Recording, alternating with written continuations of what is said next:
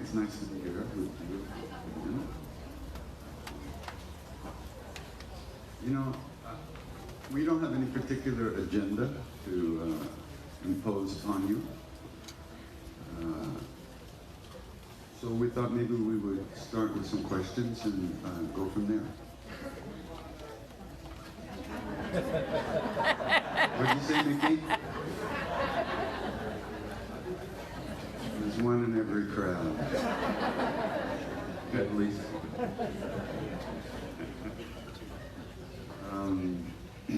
Okay, there's a hand. Let's arrange this, the mic, right? Okay, good. Magic. That was easy. We started already. Wow. So present. Can you stand up, please? All right, Kai. Actually, my question is a question I would have liked to ask Ramdas, but perhaps you know. I've heard many times how he's spoken of Benares, and with great respect and understanding of that as the place to go when you're making this transition. And I wondered if there's a part of you who would like to go to Benares for the end of this incarnation.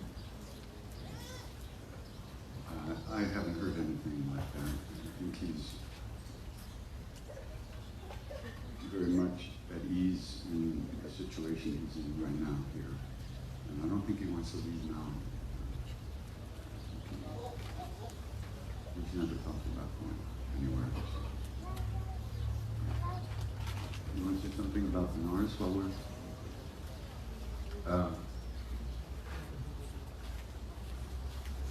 Benares is also known as Kashi, which means the city of light. And so the external Benares is a unique location, no doubt, but more important, the external Benares is not really so much of a city of light. It's a city of, it's an extreme place. So the light part of it is astral light. And once you've spent any time in Benares, it's not at all difficult to be there, no matter where you are in the physical world. And it is much easier to connect to it that way than to connect to it in the physical world, especially if your physical organism is not doing very well. So it is said to be an excellent place to die because it's Shiva's winter home.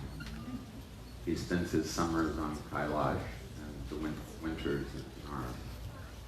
And so he can assist the people who die there to make a nice, effective, clean transition. But that can happen anywhere in the physical world as long as you're focused on Shiva and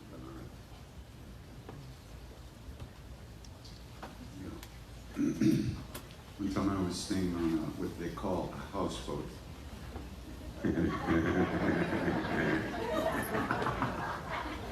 Contained about 300 rats.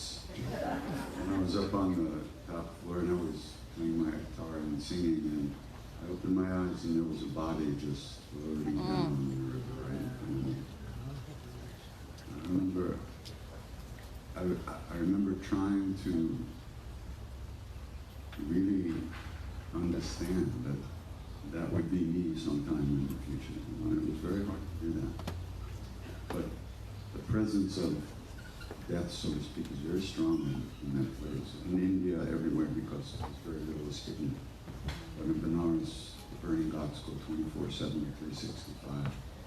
And people come from all over India with a certain number of rupees tied in their shirt or their dhoti. So when they fall over in the street, they're picked up, taken to the burning god, and that money is used to buy the wood to burn it. So it's very powerful. And many people who die outside of the city are brought into the city. So every day you see a corpse tied to what looks like a bamboo ladder, and people are walking it through the city saying, Ram Nam Satya Hai, Satya Ho, Satya Hai. the name of Ram is true. Speak the truth. Vrindavan is also a place where many people come to die because the name is sung and repeated so intensely in that area that so many people, the names of God. Many people come. India, many times older people will disappear from their homes at night because they've become too old to work and they're a burden. They feel they're a burden on the younger people, that they have to be supported, they have to be fed. So they'll disappear and they'll go to one of these holy cities and just sit in an ashram all day and sing the name until they pass. It's a different view of life. Huh? You're not accumulating bigger and bigger televisions, preparing to move. It's a very different way of looking at things, and one would, it would be, well, I'm not sure how good we're doing over here. Not right here, but in the Western world. They have a different understanding of things, of the cycles of life and death in the world.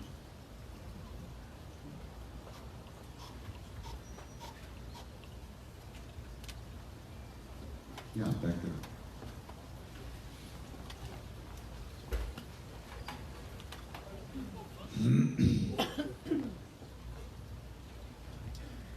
Hey, how y'all doing? Okay. Okay. My name is Zach. Since we're talking about death, I was thinking a lot about my godfather. He recently passed away.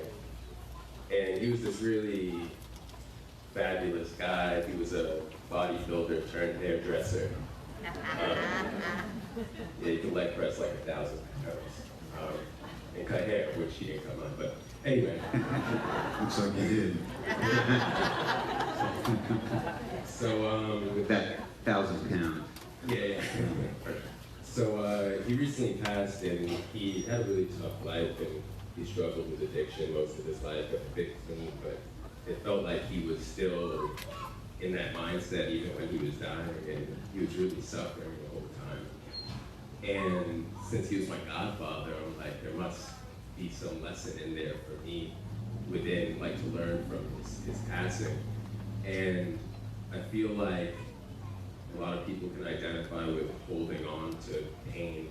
Like we think we want to let it go, but maybe we don't actually want to let it go.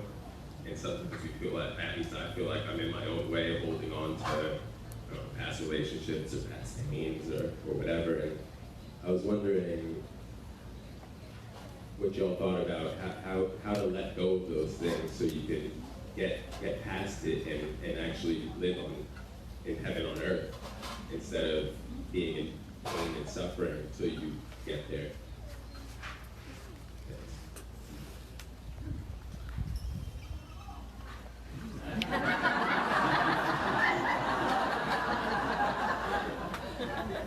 Well, I'll gladly begin.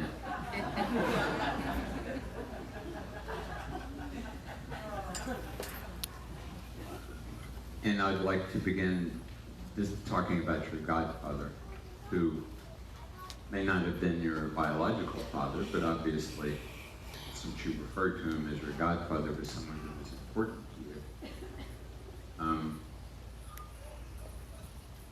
you. In most traditions around the world, family relationships are very important. And in many traditions around the world, including Indian tradition, respecting the ancestors is very important.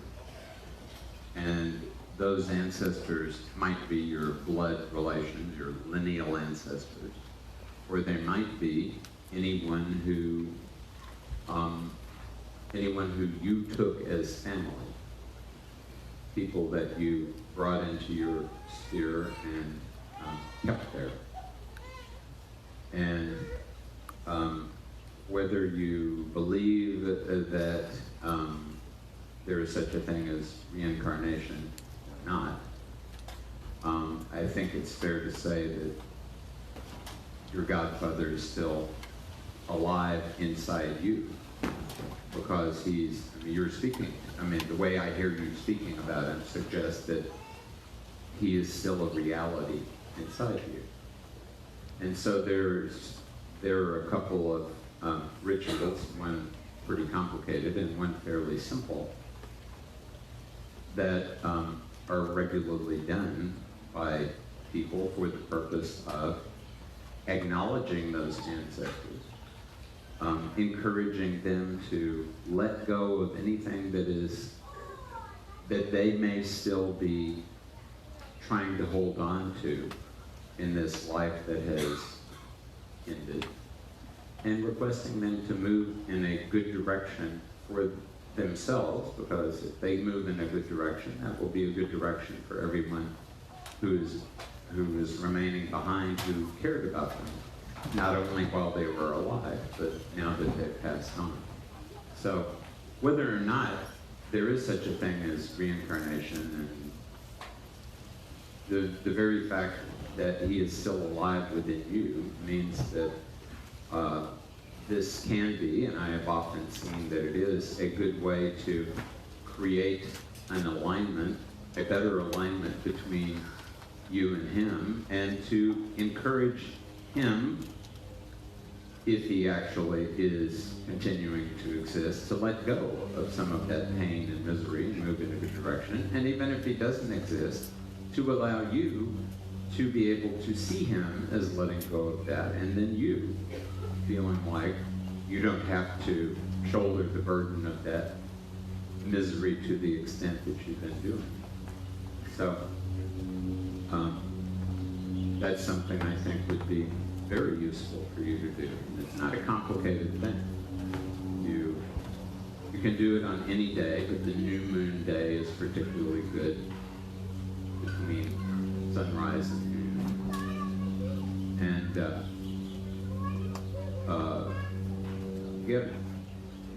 basically you want to offer him something that was meaningful to him.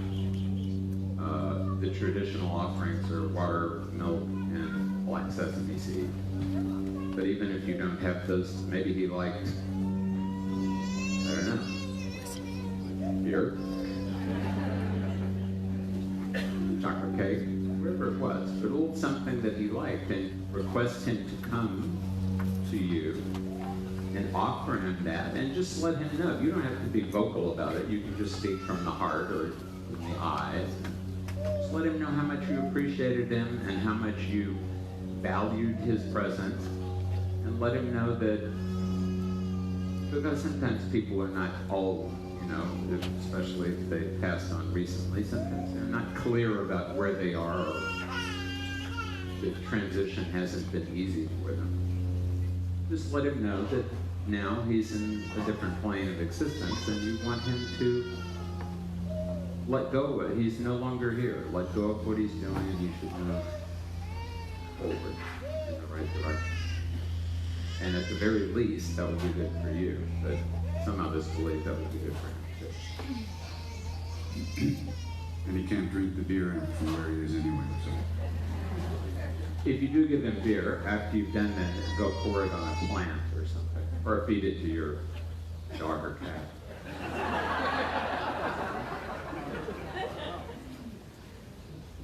You know, also I heard in your question something that's very common to all of us, is that we want to get away from pain.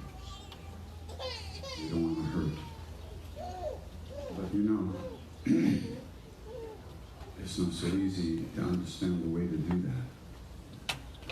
Spiritual practice in general is a way of opening to all experience, the pleasant and the unpleasant, in a certain kind of way that we develop an ease of heart.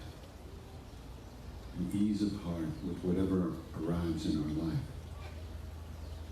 And there's many ways to think about that. I mean, one way, there's that shloka to the Guru, Guru Brahma, Guru Vishnu, Guru Deva, Maheshwara, Guru Sakshat, Brahma, Tasmai, Shri Guru Namaha. And this is, the Guru is the creator, the preserver, the destroyer of the universe. The Guru is beyond Brahma, is the Supreme Brahman. And I bow to that Guru. That's a very bad translation, and he knows it, but we don't.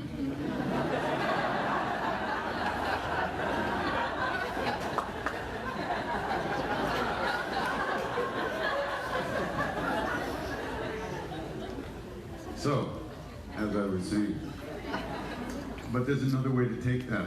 It's very nice for worshiping the Guru, etc., but there's another way to take it, which is to take it as the Guru is all these things. Everything in my life is sakshat, means right before my eyes. And when you begin to take your life, our lives as teachings for us, we don't fight quite so hard against it. We might fight for a way to include it and to open to it, but we're not trying so hard to push it away. And that's a very good quality to develop, and it's not easy. Like Ramdas used to say when we talk about his stroke, he said he failed death, because all he thought of was the pipes on the ceiling, And recently, I was in the hospital with some surgery, hernia and stuff like that. And I failed sickness. I couldn't, not for 1 second did I think, could I stop thinking about how uncomfortable I was. It was ridiculous. I didn't think about Ram at all, I didn't think about nothing, just like, could I have another ice cube, please, and move it this way. And I had hand signals from my wonderful people who were helping me, Nina, my daughter, and Anna, and this meant eyes, this meant move it up, this meant move it back. I developed muscles doing so much of this, So, and I've been around a long time trying to do this shit, and look at it, I get sick and nothing happened.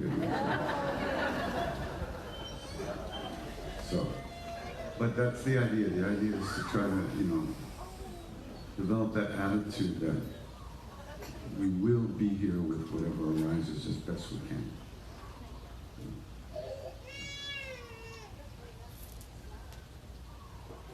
Anybody?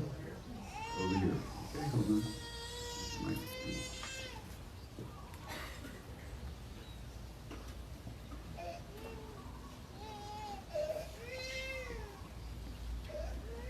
I have a question about karma and serving others. You're right in front of the speaker. Move back. That way.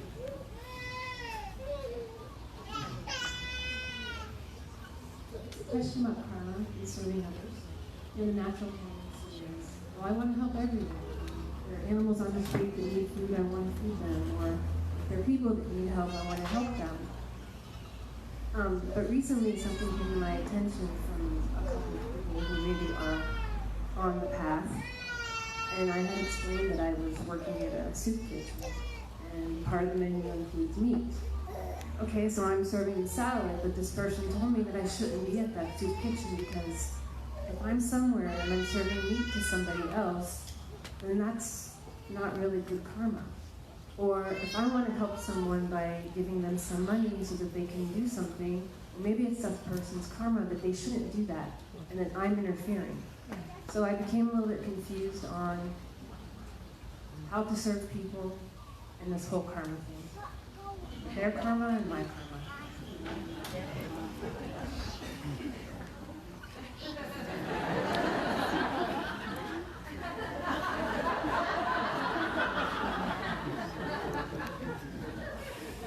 I've always been confused. When it comes to karma, I've always been confused. That's a good. And I continue to be confused. Yeah, nobody can understand it, except a fully enlightened being can really understand the subtleties of the laws of karma. That's what they say. hopefully my limbs. As far as meat is concerned, I don't have the luxury of worrying about that because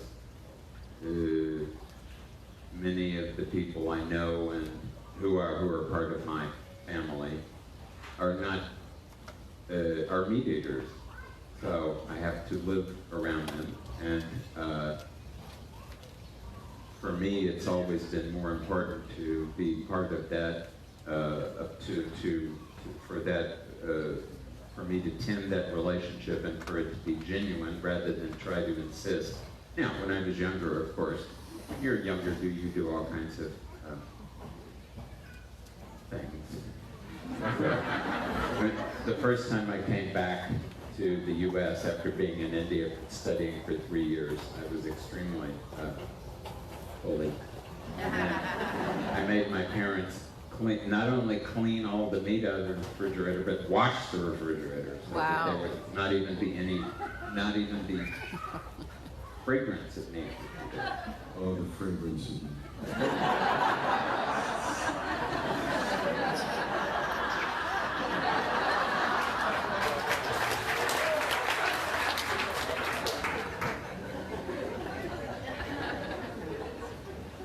But I was so much older then. I'm younger than that now.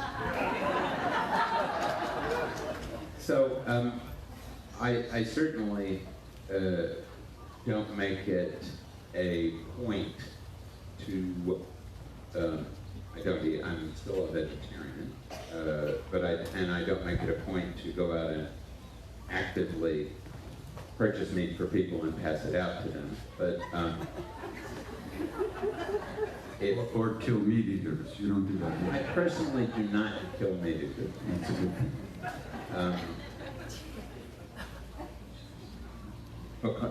But let's say, for example, that I'm out with someone like my sister, and if I'm buying her dinner that happened to include a meat-oriented course, I certainly don't refuse to pay for everything except that piece of meat.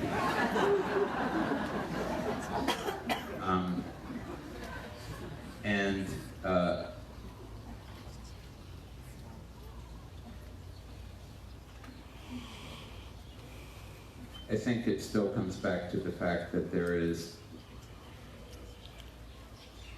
one has to act, or at least in my opinion, one has to act according to one's best understanding of the situation as it is at that moment. And I certainly think that there are, or I have found that there are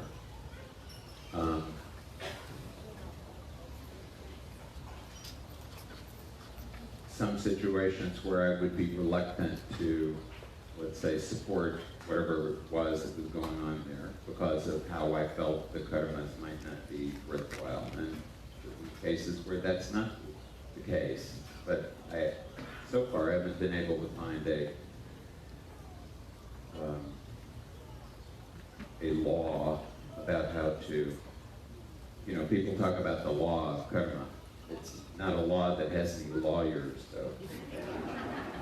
It is a law that is not even, not only is it not written down anywhere, it's written in the fabric of the universe.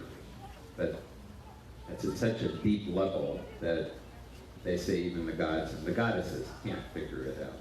So, working in a soup kitchen where someone else is serving, she's not serving the meat, she's serving the salad. What does she have to do with the meat? She doesn't even have to think about the meat, just think about the salad. So to me, that's kind of like, the Buddhist story about there were two monks walking by and there was a beautiful woman. So a beautiful woman, they continued walking. And then, I don't even remember how it goes exactly, but one of them So you don't even remember the beautiful woman. Well, I remember the beautiful woman. I don't remember what happened. The monk carried her across the river. Oh, the monk carried her across the river. And then one of the monks 2 miles down the road said, "How could you touch this woman?" And the other monk said, "Well, I carried her across the river and let her go. Why are you still holding on to it?" So, why hold on to the meat when you're serving the salad?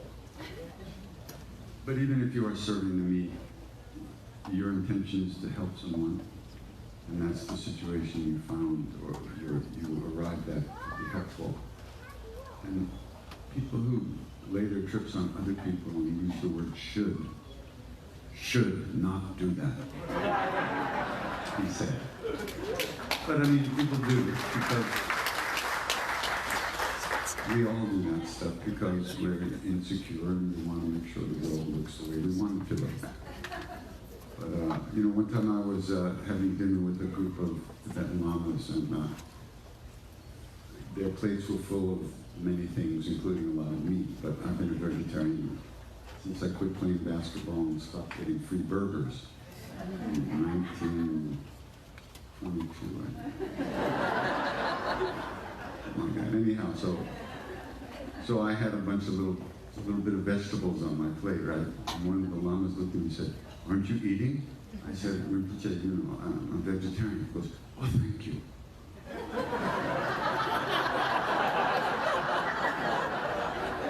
And maybe he was thankful I wasn't going to eat him. I don't know. At least he was thankful. Something like, at least he was thankful. Nobody, I understand people's concern about that. I really do. People want to practice ahimsa, but they're using that as a weapon against other people. What's the sense? Now that you're totally confused. Well, but let me confuse the whole further, please. Things are complicated. Understanding reality is complicated. So, for example, we have the Tibetans. Living in Tibet, I've only been to Tibet once, but I remember it vividly. Living in Tibet, and I was a vegetarian even when I was in Tibet, trying to stay alive on dried cheese, butter tea, and tsampa. I'm a vegan, I would be dead already. Yeah. So I can absolutely understand why people would eat meat in Tibet or in Uzbekistan or someplace where you don't have a bunch of excellent vegetables. And of course, there is the question that, when Tibetans move from Tibet to somewhere else, perhaps it would be wise for them to change their diet. And I have seen that there's a Tibetan monastery down in Karnataka, and things may have changed, but 20 years ago, there was a lot of sickness there because they were continuing to eat the diet that was traditional for them and appropriate in Tibet, but wasn't appropriate there. On the other hand, by not focusing so much on the diet, perhaps that has allowed them to focus more on their sadhana. And when it comes to Tibetans, I was very happy to hear the name of Dilgo Khyentse Rinpoche, because though I never met him personally, he was perhaps the main influence on me that caused me to turn in the direction of wanting to stay in India. I attended the 1974 Kala Chakra initiation that the Dalai Lama did in Bodh Gaya.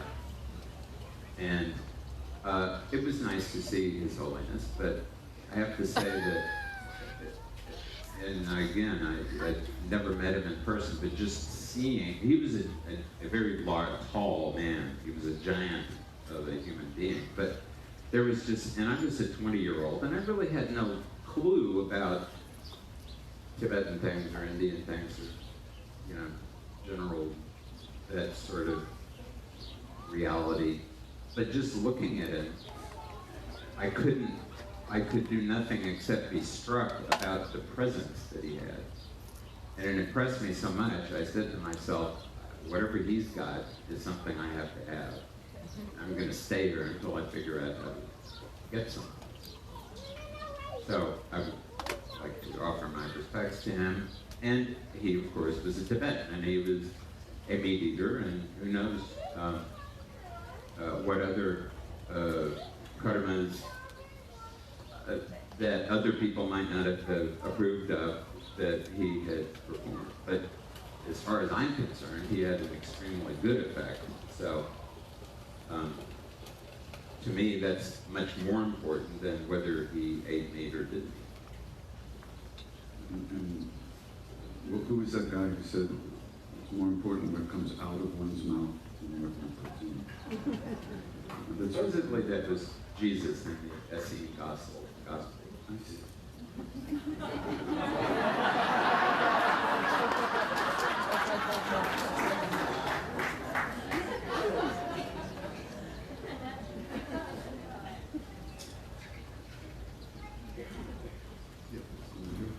Jesus, who either ate fish or just multiplied it. So he wasn't. There were 3 fish times 3, now there are 9? That is multiplication. Hello. I have a question. I have a son with severe special needs. And whenever I travel, especially when I went to India, I asked, I bring a stack of pictures of my son Sage, and I always ask, tell me how I can help my child. Ultimately, my child has been my greatest teacher, of course, and unconditional love and letting people be exactly who they are. But my question to you is what I've asked all the teachers I've been able to come in contact with is, what are the teachings? What are some of the wisdom that you can share around what Hindus, Buddhists, how they speak of this population of beings? My child has been the greatest teacher of my life. That's why I'm here. But I wonder if you could share anything of any of your wisdom stories around that zone with us.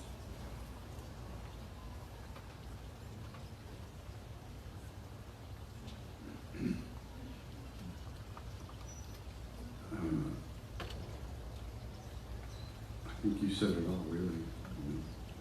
There's no reason to look for any deep meaning.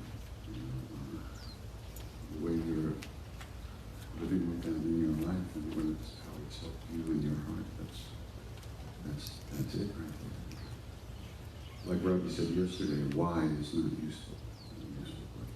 There's no answer to that here on this planet, really.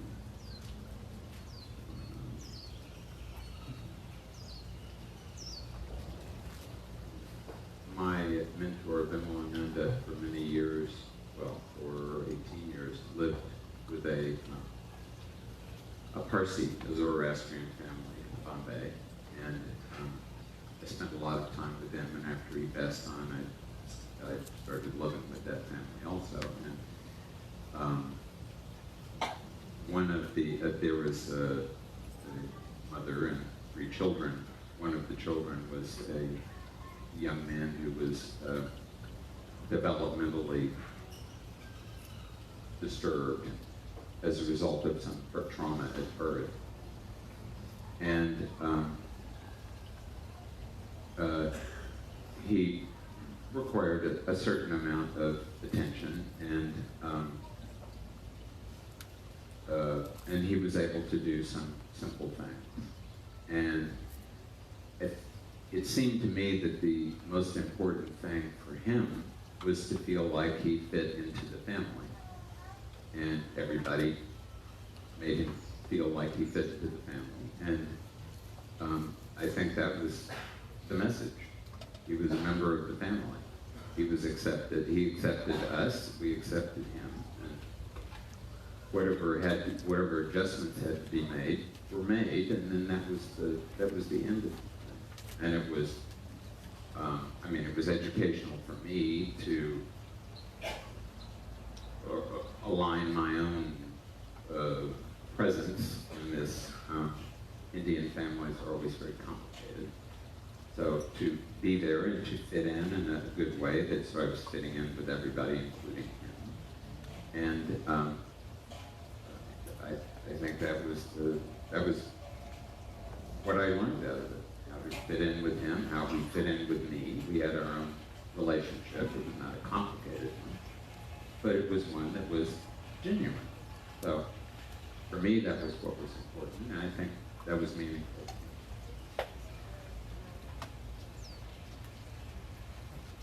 Once it was described to me, and I don't know if you've ever heard this,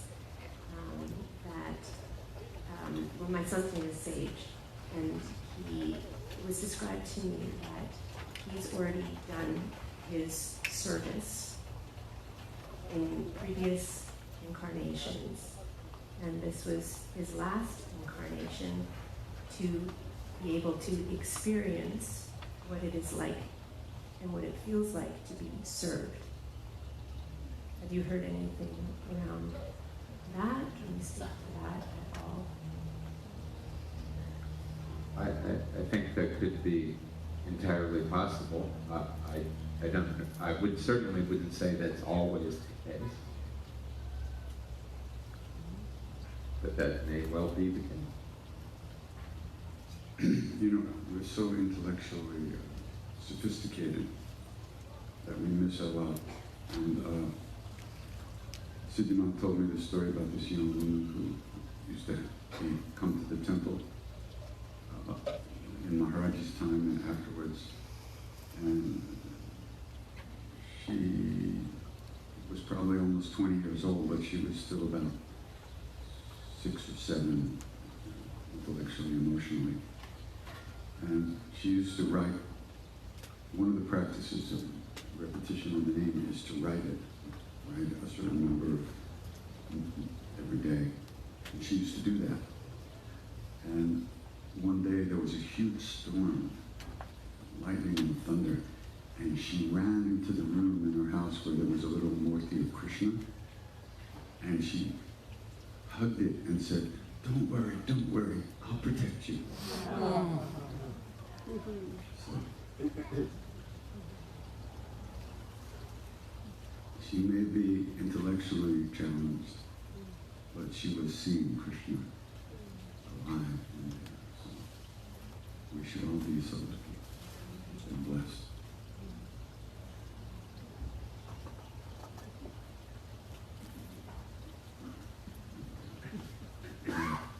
Later.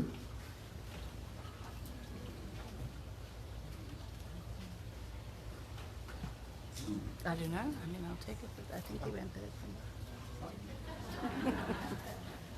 Can you miss him? Hello. Hi. Would you speak a little bit about who is Hanumanji and esoterically that energy within our microcosm?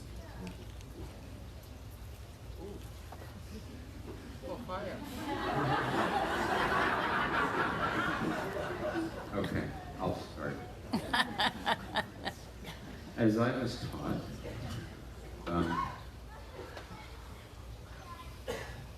you know, the word Hanuman comes from the word Hanu. Hanu means jaw.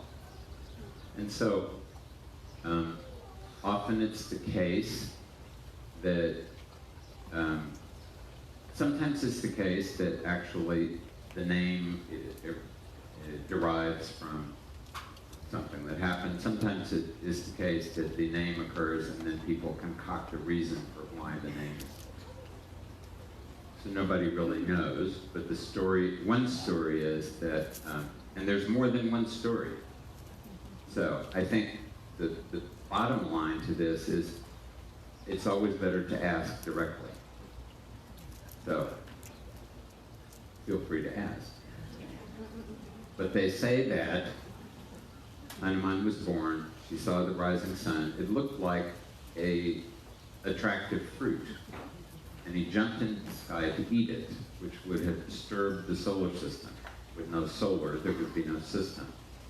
So Indra, the king of the gods, who also represents, because this is also happening on the inside, Indra represents Indriya.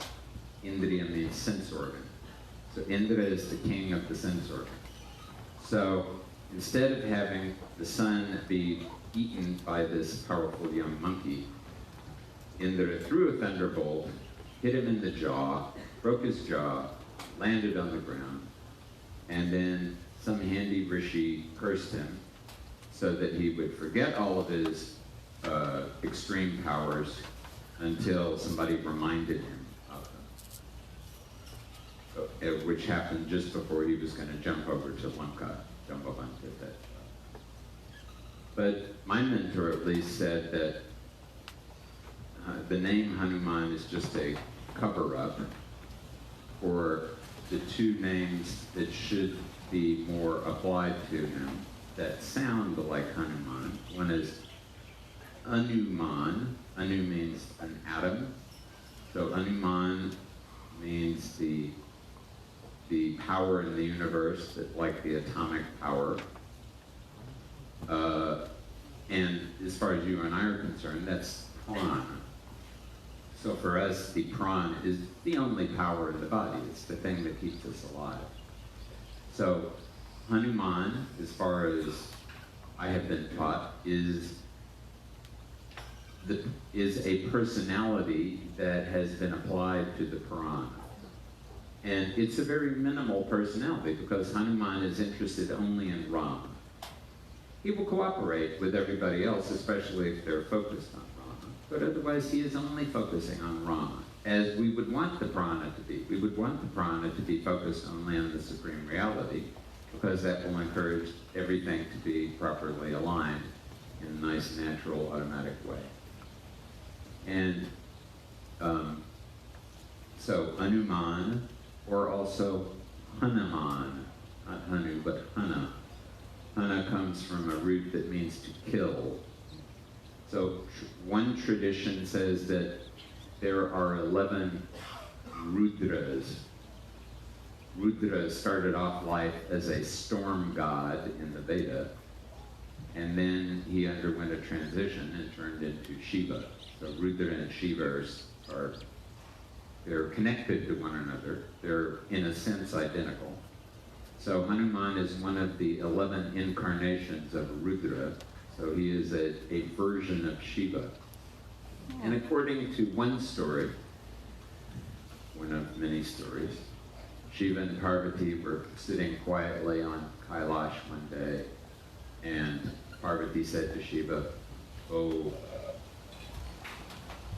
Deva, oh my Lord, who are you meditating on?" And Shiva said, "Goddess, I am meditating on Lord Vishnu, who is about to take birth as the Ram Avatar. And I have decided, because he is my most beloved deity, that I am going to take birth also and help him out. And I shall do so as Hanuman." That's the story. Though my mentor never referred to Hanuman as Hanuman, or Hanuman, he always referred to him as Anjaneya, because Anjani was his mother. And Anjaneya is a matronymic. It means a name that comes from the name of the mother. And my mentor always liked to use that name because of all the other created beings in the world, other than Rama, the only other created being Hanuman would ever pay attention to would have to be his mother. Because without his mother, he would not be here. So,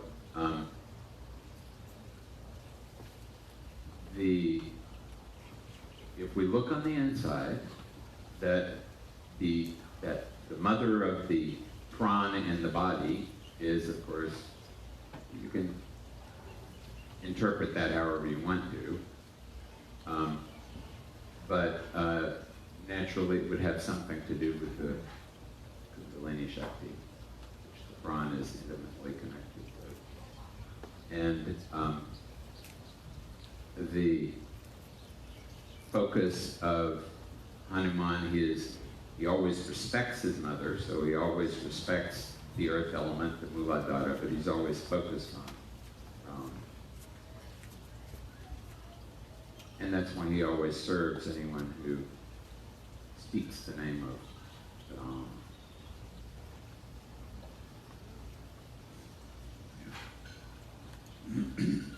We went to the temple every day from Nainital, where we were living about 45 minutes from Kenchi, where Maharaji was. And every day we came to the temple, I was handed a little yellow booklet with a picture of a flying monkey on it.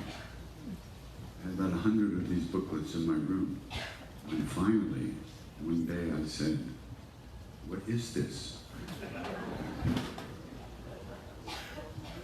And I was told that it was a prayer to Hanuman, and it was actually the Hanuman Chalisa. So I thought, this is a great way that we could spend more time with Maharaji if we learned this prayer, because we understood, as we were entering into the culture more and more, and learning more and more how to be in India in a good way, we understood that Maharaji's devotees, for the most part, worshipped him as Hanuman. But the old devotees who seemed to know something worshipped him as Shiva, by the way. Anyway, let's back up. So we learned Ramesh Radas and I started off learning the Chalisa. We had to learn the Hindi alphabet, and then we had to sound out each syllable. It took us the whole rainy season up in Kosani. And then we would, eventually Maharaji would call us to sing it. But he would ask us, like, who's Hanuman?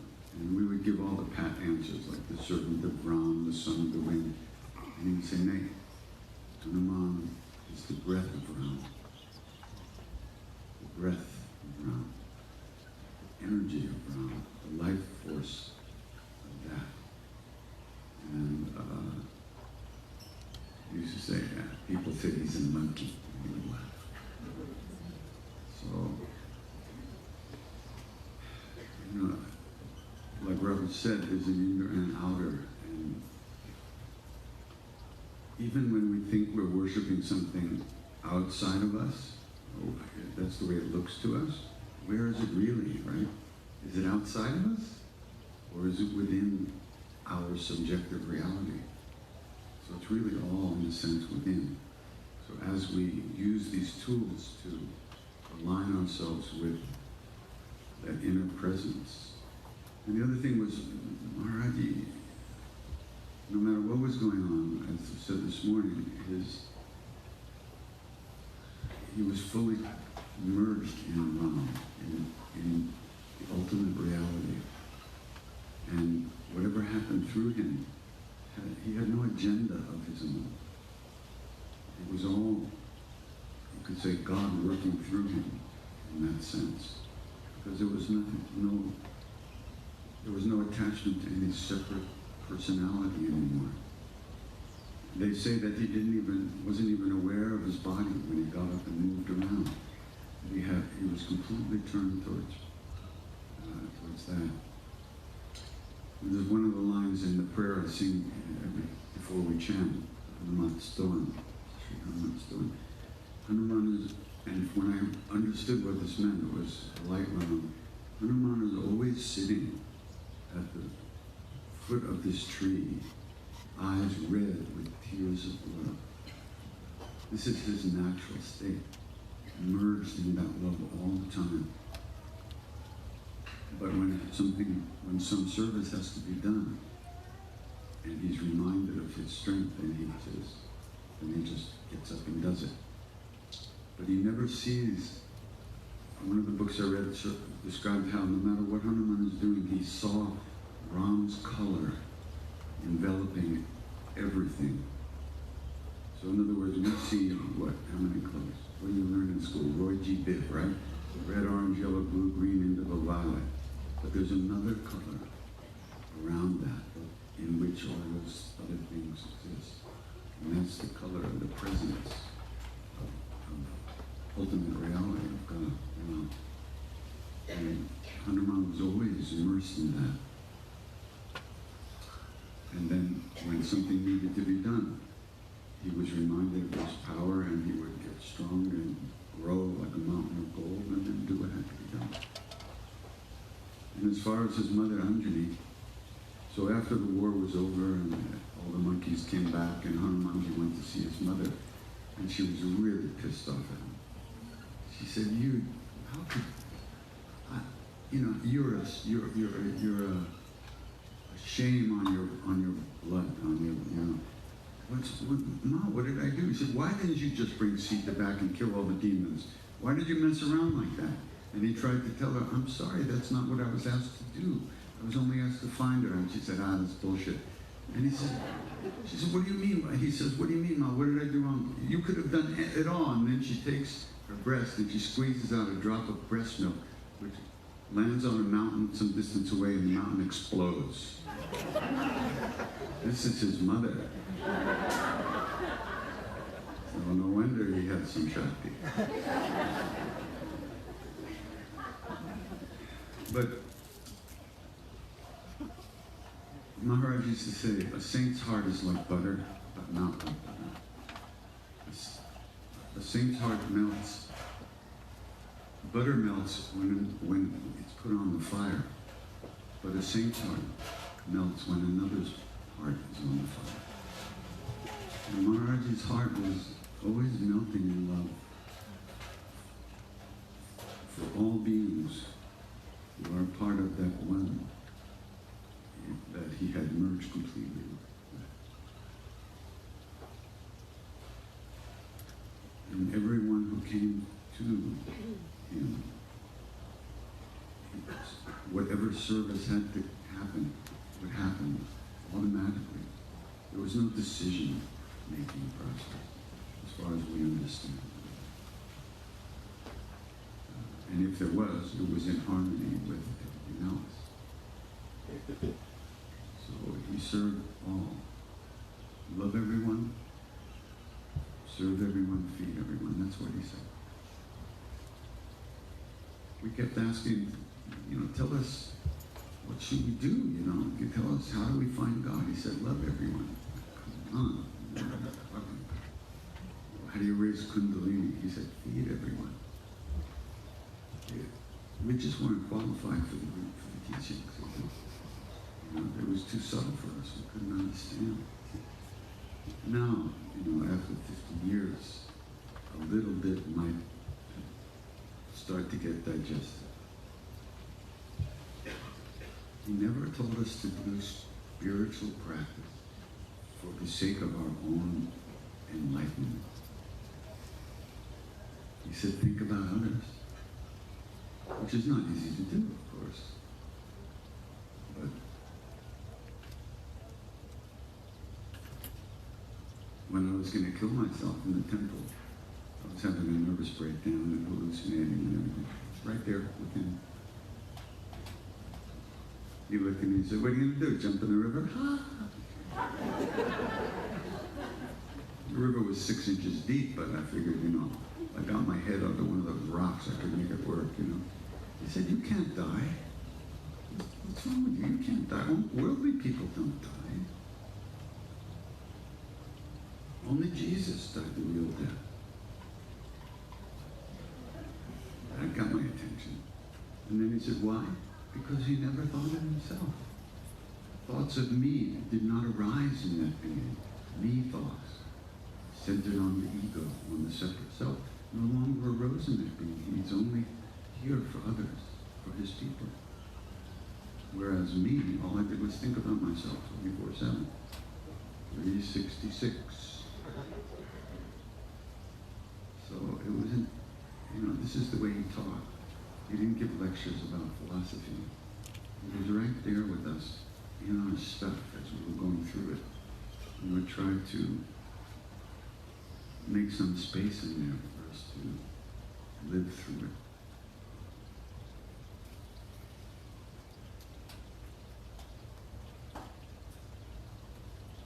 So we do our practice, but the idea that we have this idea that we're going to transform ourselves into pure love, I don't think it's like that. I think pure love, ultimate love is already there. And the practices, little by little, uncover that. It uncovers who we already are. It's not about making a stronger, shinier version of ourselves. One time I was with Dada in Allahabad, and a whole bunch of things happened, and he thought I needed to get straightened out. So he grabbed me, and took me into Maharaj's room, his bedroom where he used to stay. And he closes the door, And he goes over to the cabinet that's kind of resting cabinet. And he reaches down underneath and gets his key. And he opens the cabinet, and he opens the doors, and he reaches down on the bottom shelf in the back, and he pulls out something wrapped in this funky, old, dusty newspaper, right? And he holds it up in front of me, and he says, Krishna Das, do you see? No, I don't see. Do you see? And he unwraps it, and it's this funky, rusty, old aluminum lota, a little cup pot. And he said, Maharaji left this for me the last time he was here. Do you see? Do you see? And I was starting to get scared, looking, where's the door? Get out of here. And he just looked at me and he said, you don't have to shine. Oh. He wrapped it back up in that funky newspaper, put it on the shelf, closed the cabinet, locked the cabinet, hid the key, and left me standing there. We don't have to shine. How much time do we spend shining ourselves up, huh? Not necessary. So, Hanumanji's like that. Hanumanji never thought of himself. He never thought he was the doer. He never thought he was the one, even while he was doing anything. He didn't think, I'm really doing this. He knew it was all happening inside of Ram. And he never thought, I'm doing it. There's a beautiful legend, a song about Hanuman by Tulsidas. And the line that's repeated over and over goes, Kapise Uren Hamanai. I can never repay. This is Ram speaking. And he says, I can never repay the debt I owe to this monkey.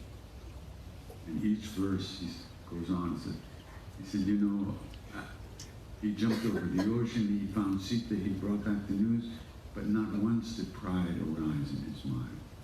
Oh, brother Bharat, he's telling his brother when he arrives back from the war at Ayodhya, oh, brother Bharat, I can never repay the debt I owe to this monkey. And each verse describes the beauty and glory of Hanuman. And the last verse, Tulsidas says, I am telling you, I'm repeating these words of praise of Hanuman in the very words that came from the Lord's mouth. I can never repay the debt I owe to this monkey. He did everything. Without him, my whole Leela in this world would have been lost. This is the prana, the energy, the juice that accomplishes everything.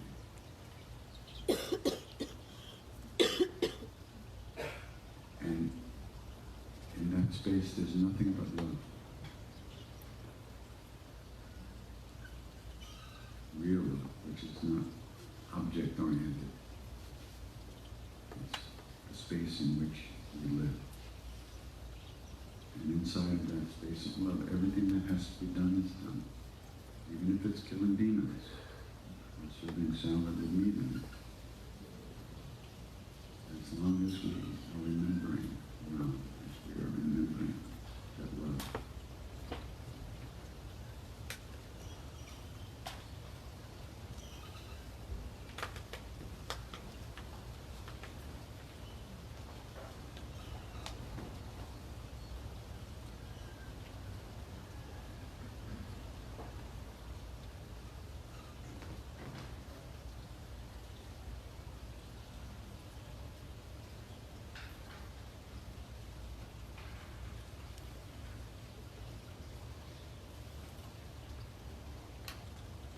There are thousands, tens of thousands of mantras in India. And one nice thing about about Indian ritual is there's always an alternative. if you can, you memorize all the Vedas. If you can't, you memorize one. If you can't do that much, you memorize one Kim. You can't do that, you memorize one verse. So there is a text called the Vishnu Sahasranama, the 1,000 names of Vishnu. And to recite it takes 45 minutes. And that's a nice thing. And there are many different names, and it sounds very beautiful. And if you do it right, it puts you in an excellent frame of mind. But there is also a verse that goes, Shri Rama Rama Rameti Rame Rame Manorame Sahasranama Tattuyam Rama Nama Varanane.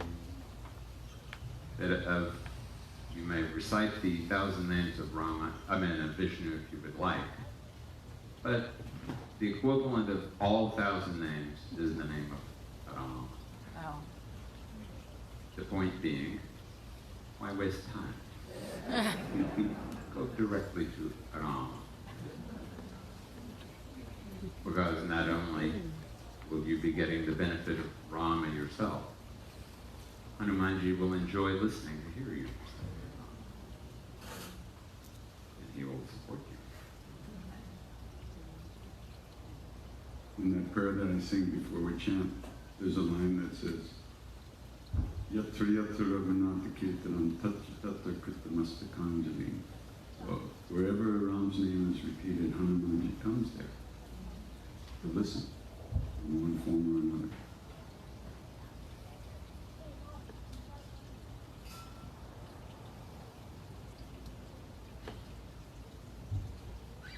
But don't worry about it. It's in subtle things.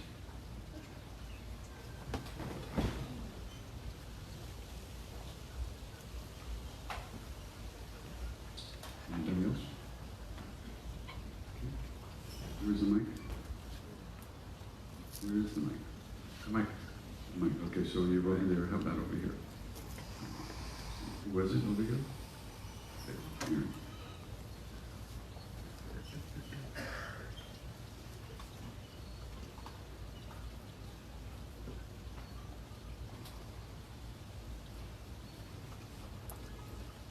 Dr. Svaboda, can you talk a little bit about Vimalananda and your relationship and how you found his way there? And then Katie, did you ever meet him? No, I never did. So far. I was studying at the Ayurvedic College in Pune, and I had, before I started traveling, I earned some money, so I didn't want my parents to have to pay for my education in India. Unfortunately, back at that time, it was not expensive. But I still needed some extra money, so I got a grant from the National Endowment of the Humanities to do some ethnographical research about Ayurveda. That was my excuse. So I was meeting all kinds of different people and trying to find out what they knew about how they used Ayurveda. And one day the Sanskrit professor, who was locating people for me to interview, mentioned that one of the other doctors in the college was friendly with a guy who I subsequently got to know very well, Mr.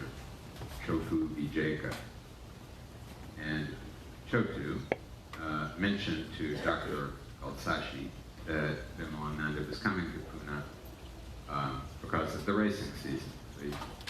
So and he was said to know quite a bit about Ayurveda and similar things. So I thought I would go and meet him.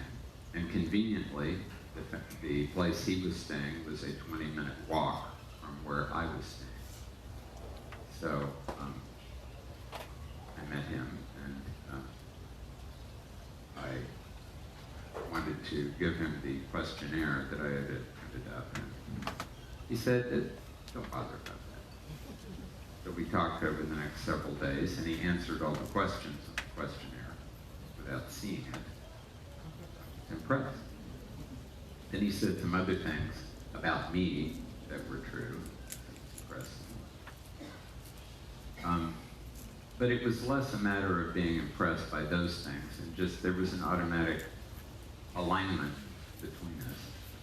And so I started spending time, just as simple as that. And then we went to Alindi together. My horizon started to expand. Then I started to go to meet him in Bombay, in Bombay, and started to find out a lot about life there, which is unusual. So,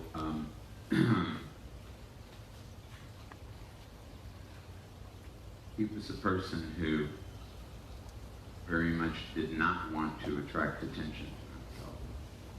So, he would put on whatever personality happened to be convenient at the moment, and frequently would appear to be unable to do what people expected him to do, just so they would go away. He never, like Guru Maharaj, he never threw things at anyone. He didn't, I think, feel the necessity to do that. He could always find some way to divert their attention. So, I mean, that was nice for me, because I got to spend more time with him and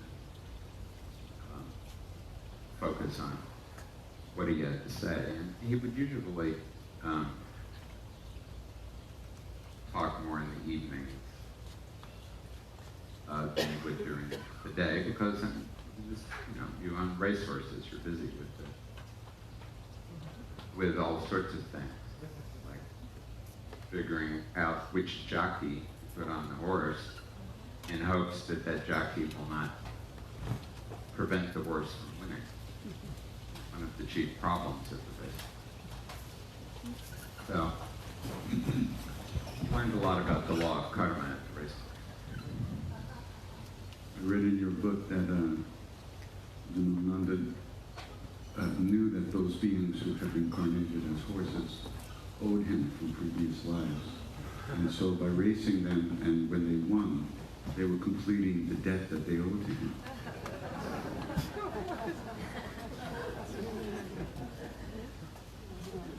The law of karma. Obscure at best. At best.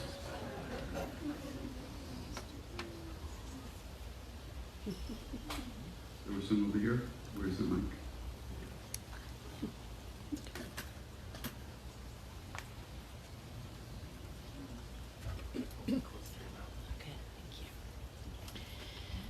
So this is a question for Krishna Das, and I frequently heard you speak about Maharaji and Hanuman, but I've been especially appreciating your kirtans the last 2 nights with a strong emphasis on Durga.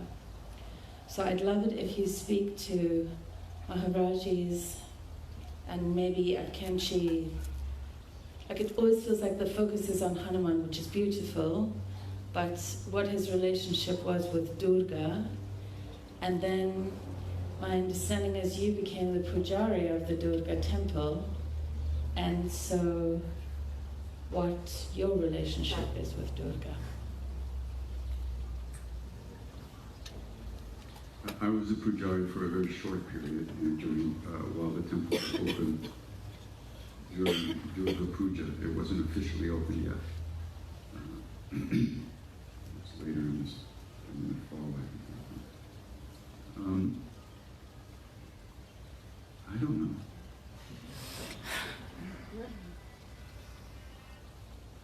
I was always attracted to Durga, Kali. I used to cry when I was read the Gospel hymn of Krishna as a teenager before going to India.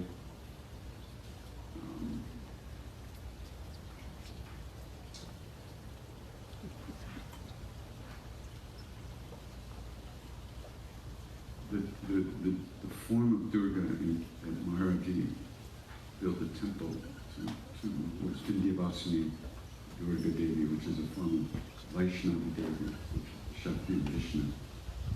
So it's different, slightly different lineage than Shiva Shakti kind of thing. Those temples, no sacrifices are made. You can't even officially break a coconut in a Vaishnava Devi temple. You quickly take it off. And of course, Maharaji in his way, Kali is worshipped in the mountains around there, in that area. But he said that if I build a Kali temple here, those miserable villagers will be dragging their goats in to sacrifice. So he did it. He said, I always follow the mother. I don't know what that means. So I really can't say I don't know anything about Maharaji. We don't know what practices he did. We don't know who his gurus were. We don't know much about him like that. Because he spoke on a very everyday kind of level to us. Like, you want it? Don't take it. I'm still working on that one. He didn't talk about, those things.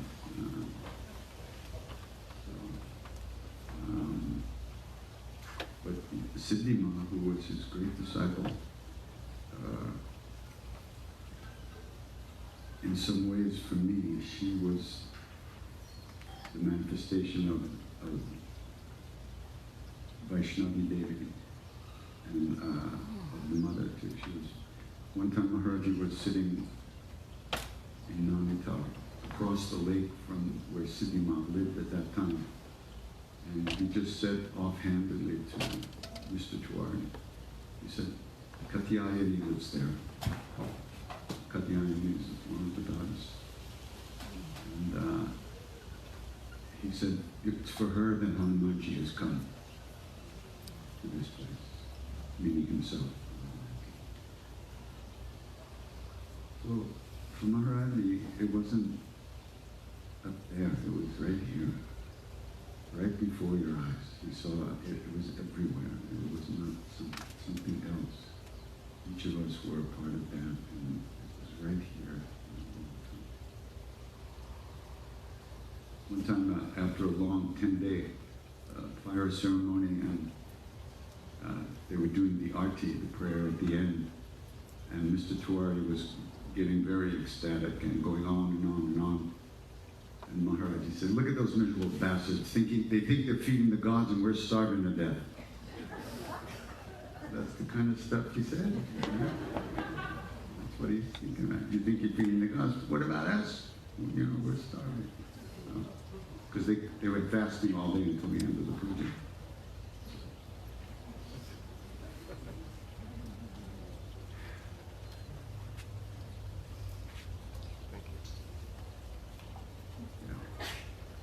Sorry, I don't know more to tell you, but maybe Robbie can say something. Well, can I then? Wait, Mike. Oh, sorry. You sing, and I haven't only listened to you chant to Durga here. I've been chanting with your recordings for a long time, and Durga is my Ishta Devata. So this is.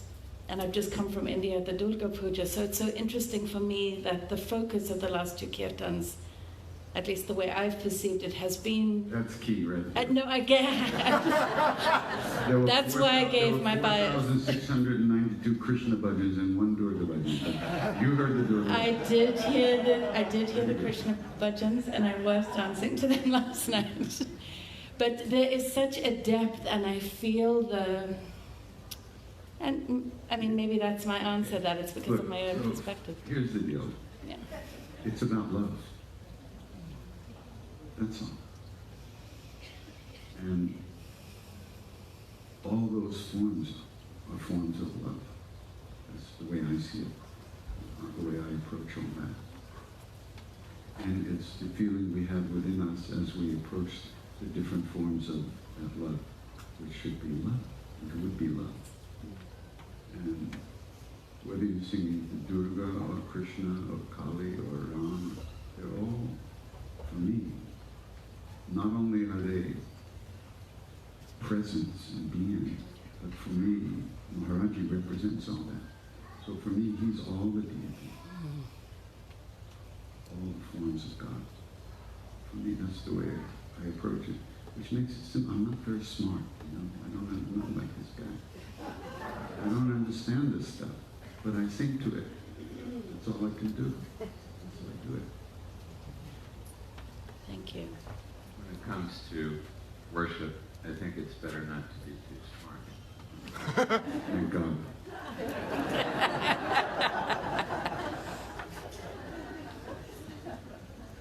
Because after all of these deities are human creations.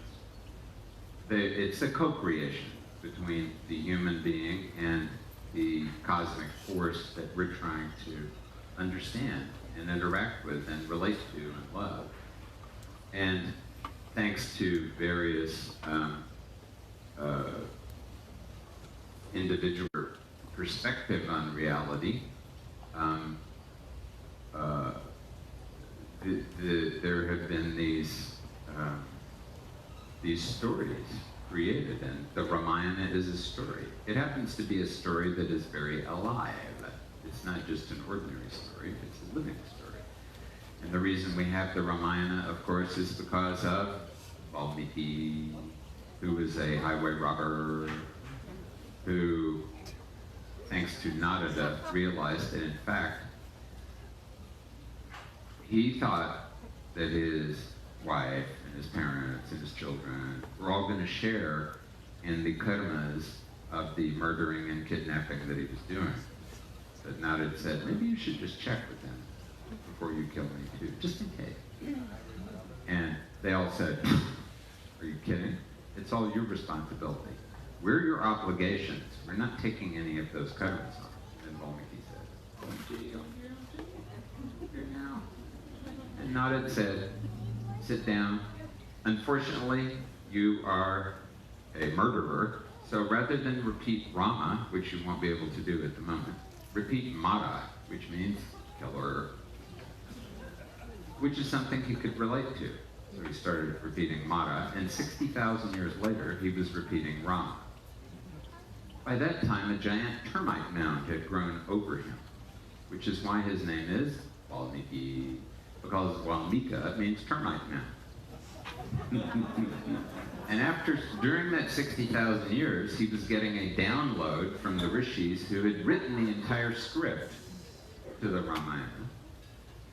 And after 60,000 years, he realized that it was time to get out of the termite mound. And he came out and he noticed that after 60,000 years, things had changed. And the first thing that he saw when he came out of the termite mound was a hunter shooting a pair of birds, kramcha, which is a sort of a heron, who were mating. And out of his mouth came a shloka, a verse on Nishada, don't do that, oh foolish person. And it was the first verse in this particular meter, 32 syllables. And then he thought, whoa, what a great meter. And then he thought, I'll put the Ramayana, which I've just learned in the past 60,000 years, into this meter. And so, 20,000 verses later, we had the Ramayana.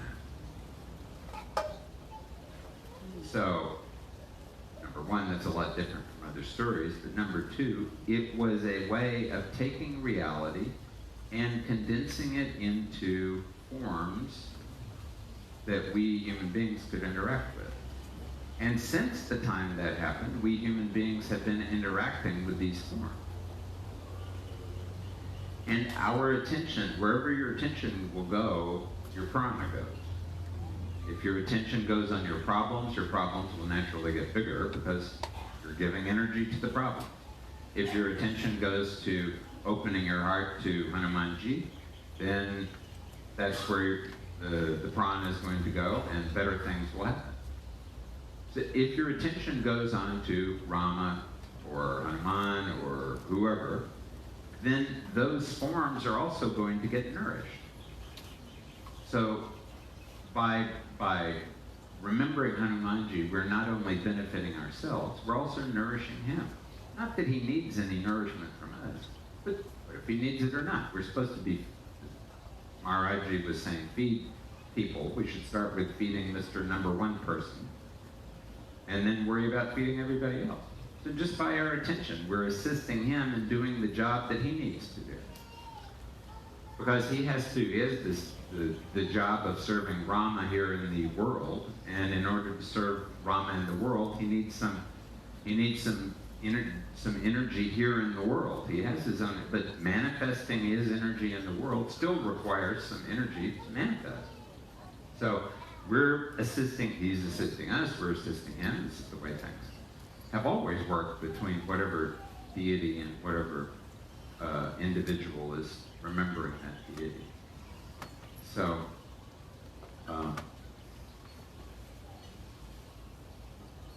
all the deities are manifestations of the one deity. And in the Durga Saptashati, it says very specifically, the Chandipak, the Devi Mahatmya, the chief text of goddess worship. There's a point where the goddess is she's always having to deal with slaughtering demons. You would think occasionally she could, bake a pie or something, but no.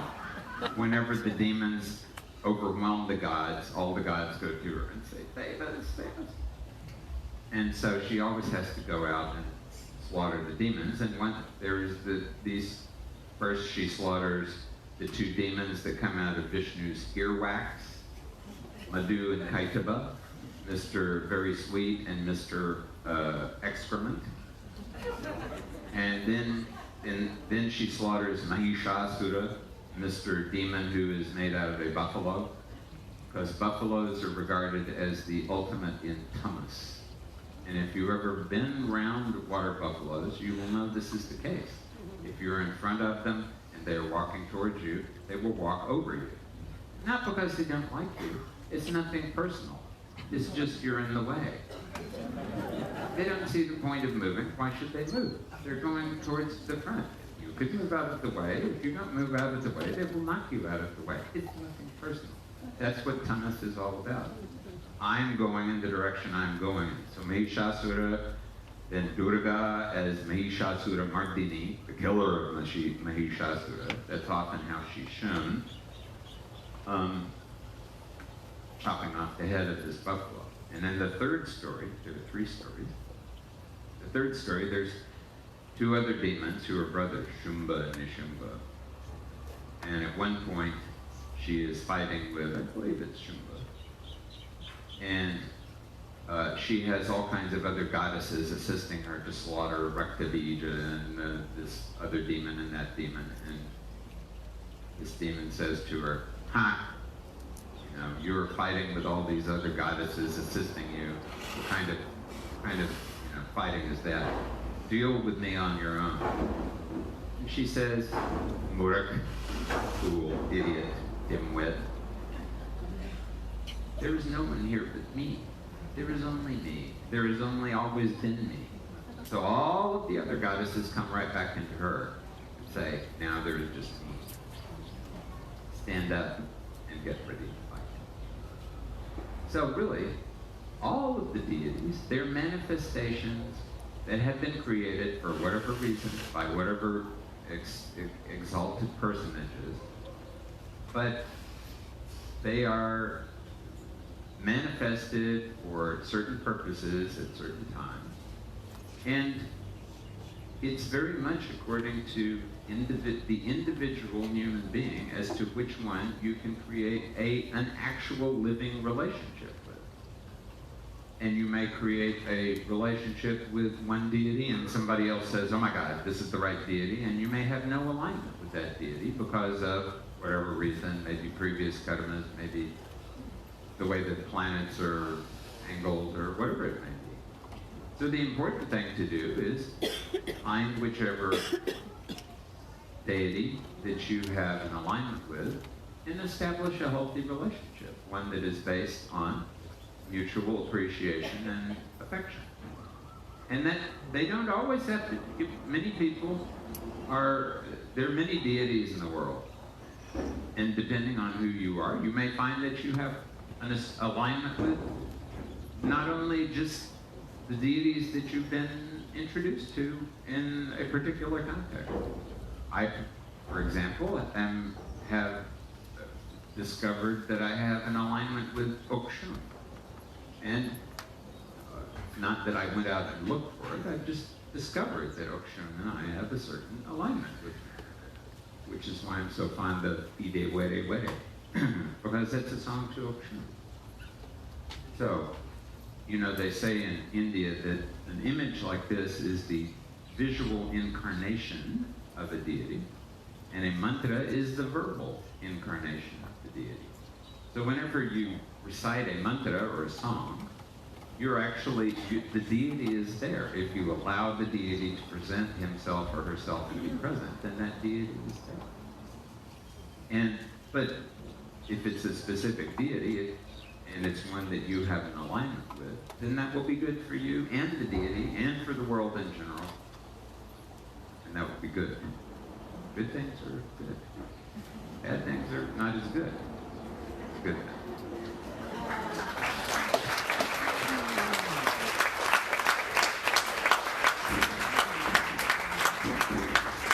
Just one more thing first before we end for today.